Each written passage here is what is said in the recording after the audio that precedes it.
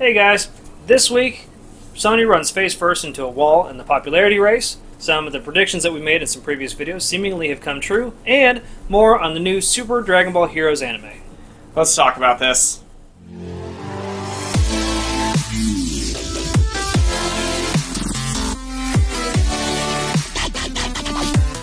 Hey everybody, what's going on? I hope you're having an awesome day today. We actually have a big announcement. If you haven't noticed, we hit 4,000 subscribers this week, so it's awesome. It's all thanks to you guys. We're striving towards getting that silver play button. We're really working hard to hopefully be able to knock it out before the year's out. We're trying to grow this channel.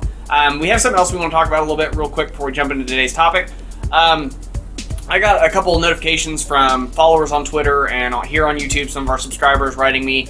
Apparently, somebody else is sort of impersonating our channel. Like, not directly, but they changed the name as of yesterday to Average Gamer. The banner kind of looks similar, and they're streaming and they're tweeting out using, hashtag Average Gamer. They're using a lot of the same hashtags I use whenever I'm promoting the channel, and it got to the point where I have subscribers writing me and asking me if it's us, and it is not us. And I want to stress that we are finally in the process of filing trademarks on the name and the logo and the channel. We do have a tax ID number under Average Gamer as a business now, and are trying to grow this channel the right way. And it doesn't really bother me to a max like it probably should.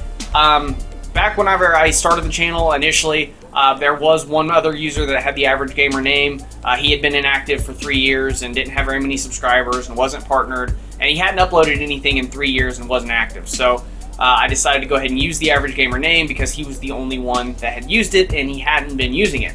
So since then, I've been building this name up for the last year along with Nathan's help. We've been trying to grow this and turning it into a brand, being, we are the #1 search result when you search for Average Gamer. But since then, we've seen about 30 other Average Gamers show up on the internet, and the other smaller ones with 5 subscribers, 10 subscribers, 100 subscribers don't really bother us.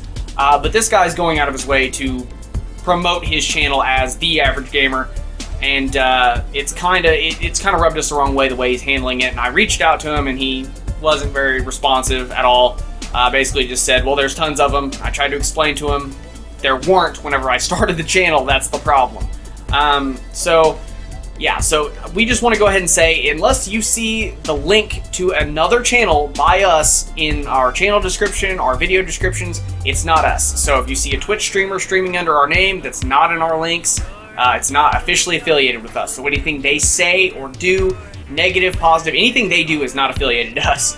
I can't stress that enough. I don't want to end up in a situation where somebody is reflecting on our channel because somebody says something negative, and that's not us. So with that being said, we're going to move on to the topic, but just let that be known, there is other people out there trying to kind of impersonate our channel a little bit. So thank you guys for listening to that long rant I just did. But moving on, when E3 was going on, Switch announced they were launching Fortnite on the Nintendo Switch, and a lot of users were unhappy when they realized if you tried to link your Epic account to Switch, if you had already linked it to your PlayStation 4, that your account was locked. Now, I realized this was an issue back way before it was on Switch. When I tried to do this with my Xbox, my PS4, my PC account, it bricked my account, and I ended up having to go through some trouble trying to get it fixed. Now, a lot of users that have a PlayStation 4 and went out and bought a Switch are discovering the same error, and it's caused Sony's stocks to plummet. Now, they've got this issue, they've got the issue with Crossplay, especially with Minecraft releasing the trailer between the Switch and the Xbox One Crossplay last week. It's bad for Sony. Sony's stocks have continued to plummet. Now, they did reach out and they did make a statement about it, but it's sort of dancing around the topic. I'm probably paraphrasing here, but I think they believe that what did they say? We are convinced we will come up with a solution that our community will accept and will also not affect us as a business. Now, I'm paraphrasing. I don't know if that is the exact quote. Yeah. I don't feel like pulling my phone out and reading it to you guys. Sorry, but I try to keep my phone in my pocket whenever we're filming. But yeah, so that's pretty much what they said. They said we're committed to our community, and we're confident. Confident is what they said. We're confident we'll come up with a solution that they will accept. And also falls within their business model. Yeah, and falls within their business model. Now, that, to me, is just they're dancing around the question. Yeah, it was very ambiguous. There was no definite, we're working on it, or we're not working on it. Or, yeah. It was. I think it was just to pacify people to try and buy themselves some time and move on to something else. I think. Yeah, I think it's more of a, don't worry, we're going to get to you, and then hopefully most of you will just forget about this whole mess, which I don't think is going to happen. I mean, Fortnite's the biggest game in the world right now. I mean, arguably, it wasn't back when it initially launched, but I mean, it has grown to be just a force. Yeah. And to not have crossplay, I mean, I would love to be able to play Fortnite with some of my friends that have Switches. I would love to, to be able to take a Nintendo Switch on the road with me and still play with, my wife, my daughter, my son, if they're at home. I think that would be awesome. Now, this is a big blunder by Sony to kind of dance around like this. It really is, and I still don't understand why they're so dead set against it. I think staying silent would have been better. It really would have, because again, it just sounds like they're trying to just kind of brush everybody off. Yeah. That's all it comes off. And you sound like a douche, Sony. I love you, but you're not being very nice to people. And it's going to come back and bite you in the butt, as it already is, because their actual stocks have started to fall. So investors aren't happy, I'm sure. So I'm wondering if the stock drop will start to make sense. Now, I did a video last week covering, I don't know if you guys have seen, it was a theory video, but in that video I discussed a lot of the things going on with the whole crossplay and exclusivity thing. So I think if you go back and watch that video, you understand why it's really not a good business move to go that route. Yeah. And moving on, it turns out Pubg Corp has actually dropped its lawsuit against Fortnite. Who could have guessed that something like this could happen? Well, I sure hope somebody picks up that phone, because I f***ing called it! So that's the thing. Yeah, we totally called that one. We did. This was not actually intended to be on today's show because it wasn't news until the day before yesterday, and it dropped. And I'm like, well, I guess we might as well mention it, seeing as how we talked about it in 2 videos, and everybody was telling us, "Oh, you don't know what you're talking about." Apparently, we did. Fortnite, or not Fortnite, PUBG has dropped its lawsuit against Fortnite. Now, they haven't given a reason on why the lawsuits were dropped. I could imagine that somebody finally talked some sense into them was probably what happened. They would have to. Yeah, so it just wasn't going to work out well. It wasn't. It was not getting all the reasons before, but I mean, it was just a horrible idea from the start. You've already signed a contract saying that you can't do this. Don't do it. Exactly. So it's at the same time, you also have people, not even from a legal aspect. You had your own customers saying you're being kind of crybabies. Yeah. Why not focus on making your game better rather than just whine and cry? Well, when there's so many other competitors out there right now. Yeah. Oh, yeah. Obviously, Fortnite, biggest competitor it has, but you've also got that other one, like South Korea or something like that. The one that you were playing. Ring of Elysium. Ring of Elysium. Yes, that one plays solid. It does. And they need to get their stats up to being able to play at that level. And because once Ring of Elysium comes to the United States, I have a good feeling PUBG's done for, and it's owned by the parent company that owns not only Epic but also owns part of Pubg Corp as well, Tencent. So your parent company is releasing a game that's better than yours. Yeah. Now, I wouldn't say that Ring of Elysium is better than Fortnite, because to me they play differently, but they definitely, it plays a lot better than PlayerUnknown's Battlegrounds does. Yeah. But yeah, so that happened. They dropped that lawsuit, and we hopefully will not be hearing any more whining and crying from Pubg Corp. Oh, fingers crossed. Yeah. It was just such a bad move that I already tired of hearing about it from like the moment they announced it. It was just stupid. So yeah, and not to mention why we did the videos covering it. On both videos, we did covering the whole thing, saying why it was a bad idea, why they shouldn't do it, and covering the whole legal aspect of it. We had people like defending, "Oh no, they can do that." No, they can't. No, they can't. But moving on, we just had last week a trailer for the new Super Dragon Ball Heroes anime drop, and this is 100% a fan service show. But I don't think I could be more excited. Now, I've been a fan reading into the Dragon Ball Heroes lore from the game in Japan, and the whole game was fan service, but none of it was canon. Now we're actually getting an anime for Dragon Ball Heroes, and we watched the trailer for the anime last week, and oh my god, there's so much to take in. There's so much to take in. I don't even know where to start from this. I mean, you have in the trailer Goku, Super Saiyan 4 from Dragon Ball GT versus Goku, Super Saiyan Blue. From Super, yeah. Fighting each other.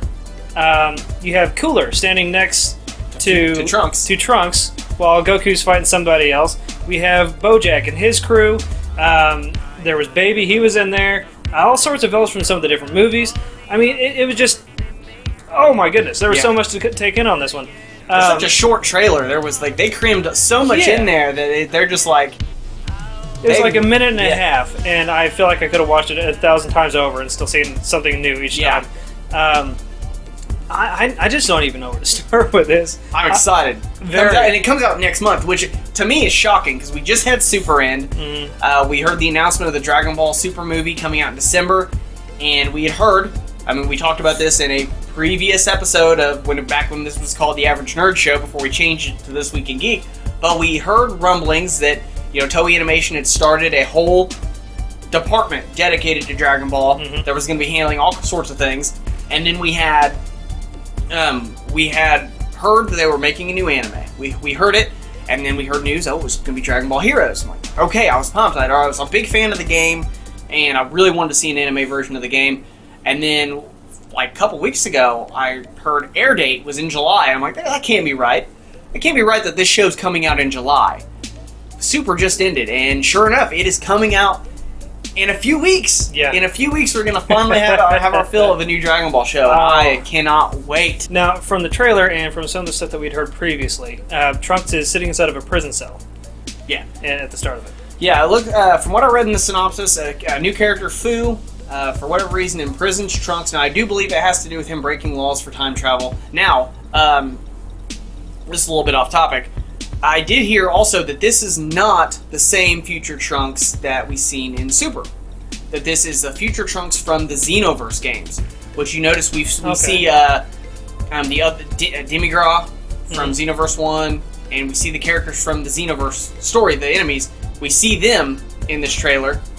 So I'm wondering, because I mean, the Super timeline is very convoluted. The whole story is convoluted because there's just so many different characters from so many different versions of the Dragon Ball universe that they use, that the Super Saiyan 4 Goku is not actually the one from GT. It's actually, he's Time Patroller Goku, and he's created by the Supreme Kai of Time.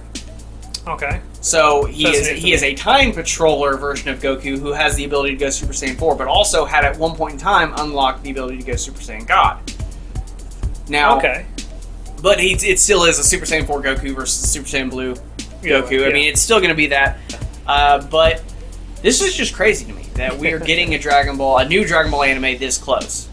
Yeah. Like I said, it's following up very close to the end of Dragon Ball Super.